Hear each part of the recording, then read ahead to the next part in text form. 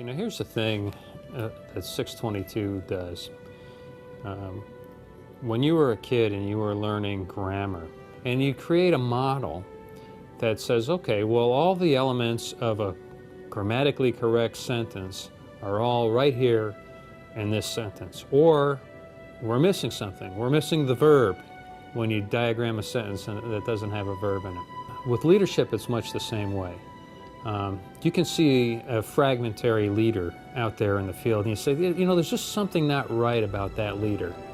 He's missing something, but what is it? I can't put my finger on it. And if you go back and you read FM 6-22 and you look at the leader requirements model, you can say, well, there it is. I think it's mostly important to Army leadership because it's the one document, the one manual. It's only one of 3 that the Chief of Staff of the Army personally signed, so it's important to him to get the Army leadership right. But why it's important is it describes what we want leaders to be, know, and do explicitly. It's for everyone. It's not just an officer thing or a senior NCO thing. It's for everybody who joins the Army and develops as a leader. You know, I do think that what defines the contemporary operating environment, and likely the future operating environment, is a degree of complexity and uncertainty that we didn't experience in the early part of my career. You know, we used to prepare ourselves for an enemy that was relatively easy to template. You know, the motorized rifle regiment would introduce itself on the battlefield in very predictable ways. And now, I think we would certainly admit that our enemy introduces itself, whoever our enemy happens to be, in ways that are almost untemplatable. And so what we need is a group of leaders, that's officers, non-commissioned officers, warrant officers, and civilian leaders, because of course we're in this thing together, who can adapt when we get the future, you know, a few degrees of separation off from what we anticipated it to be.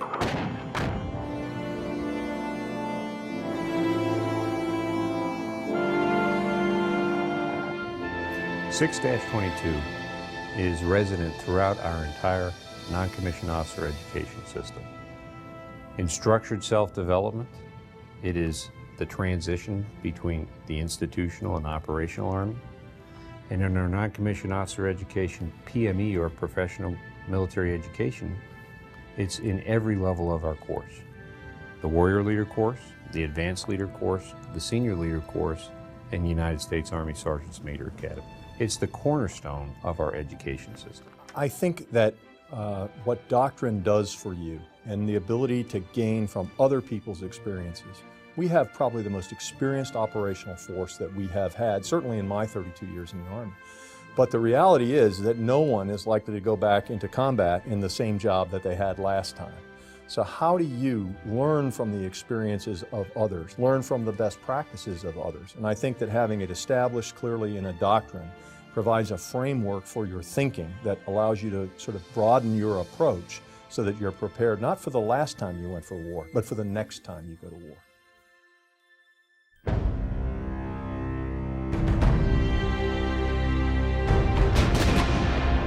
Good leaders are leaders of their organization. They're leaders of the immediate people around them, but they're also part of the greater leadership of the institution called the Army and the Department of Defense. And so we have multiple requirements for leaders. We need leaders to get the mission done here and today, but we also need to make sure that they have ownership and stewardship of the institution of the Army, and that they are developing the future leaders of tomorrow. They are developing their subordinates to take their place. You know, you ask a soldier what he or she should be, and they would say technically and tactically proficient. Well, you get into the current manual, and it also says that that isn't deep enough.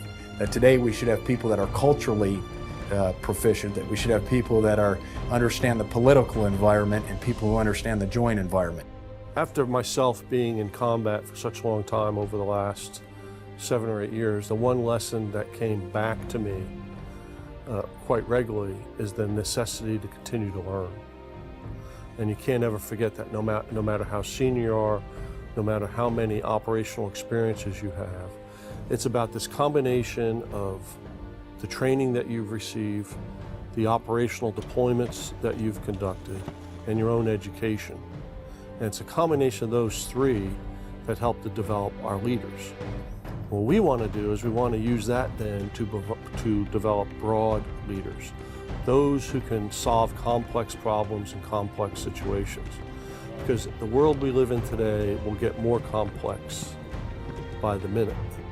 And we have to be able to execute sound decisions. We have to be able to lead soldiers. We have to be able to lead ideas and thoughts into the future.